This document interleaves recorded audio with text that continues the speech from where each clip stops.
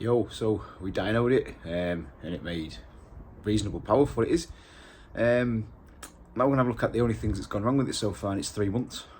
3 months, yeah, about 3 months of driving. Let's have a quick look at these things.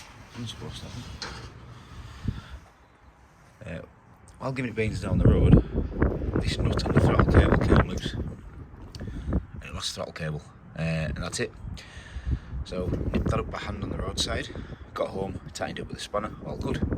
I don't remember tightening it, maybe I just hadn't tightened it in the first place and that's why it came loose, but that's the first thing that went wrong with it. The second thing is a bit more serious, but all of a sudden the gears started getting a bit stiff. And as you can see here, it's wore through the outer part of the cables. Melted them maybe, I'd say it's melted them looking at them. So, what happened when I fitted the engine was the cables were quite close to the manifold, so I actually ran this heat wrap, exhaust wrap, all the way around the cables to try and keep the heat off them, try and save them. But it looks like at some point the heat wrap had kind of stopped here, even though I'd actually wrapped them to virtually down here somewhere. It actually sort of maybe slid back. Now also with the engine moving so much like it did with the old mounts, I think as the engine's been rocking around, it's kind of rubbed this, moved it, and it's kind of like touched it with the manifold and kept doing it, and it's kind of like, I don't know, kind of like maybe pressed into them, squeezed them and crushed them slightly as well as melting them. So that's the main thing that's gone wrong with the car since we built it.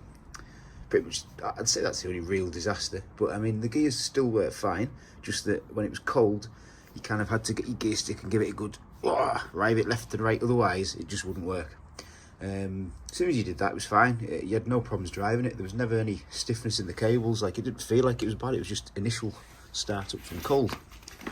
So yeah, so I've replaced these gear cables and I've wrapped these with like a metal heat shield. I don't think I have anything here to show you. It's like pretty much you get underneath your car around your exhaust from like near your fuel tank and stuff. So pretty much like a piece of that, and I've wrapped it around the cables.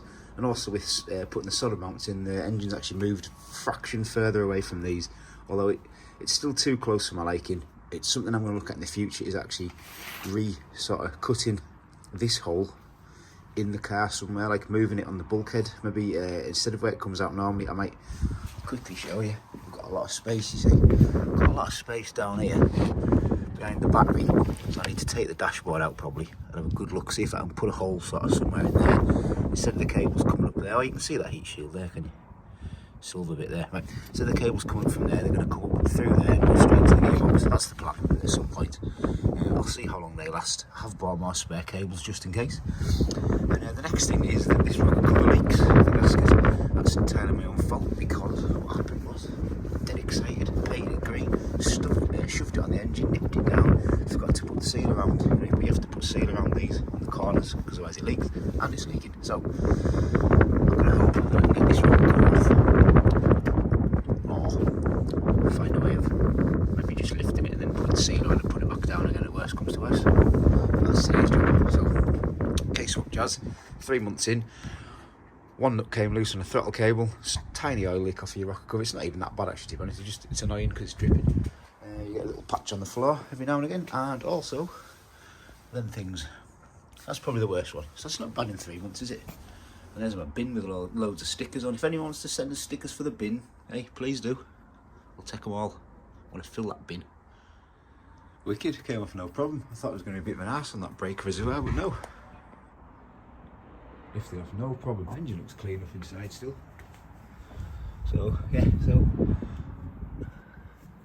looks like it's been leaking from that side a little bit, and also from this side. So from the two sides on it.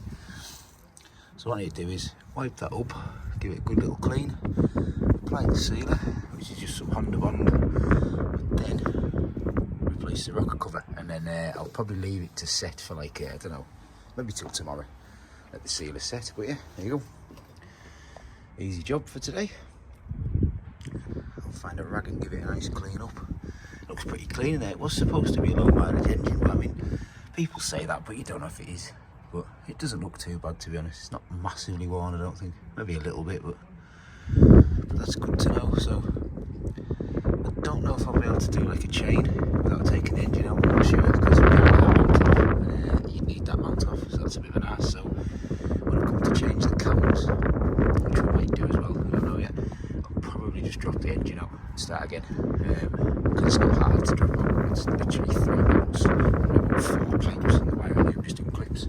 So it's not too bad to do. It's probably the best idea. It means I can build it then on a stand, put cams in and do whatever I've got to do to it. But with a bit of luck I won't need to change anything, because it is working okay so far. 207 HP is pretty good, not bad at all. So yeah, there you go. Let's get this resealed.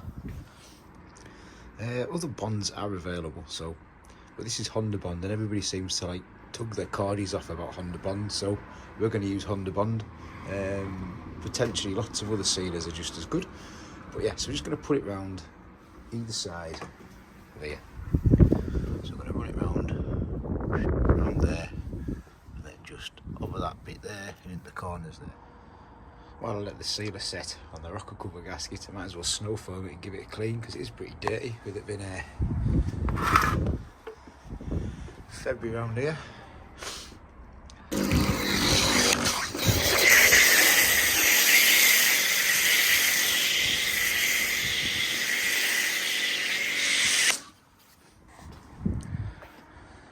Worst thing is try to snow foam into the wind. Riggans everywhere. Anyway, we'll leave that for a bit, then we'll wash it off, and that's it. Car's ready to go again. Clean. All cleaned up and looking good. That is the end of this little K20 update vlog type thing. I'll do a couple more when I do little jobs and pieces that don't sort of warrant like a full-blown part video, because it's not really massively exciting. But there you go, 3 months in, and it's still going strong.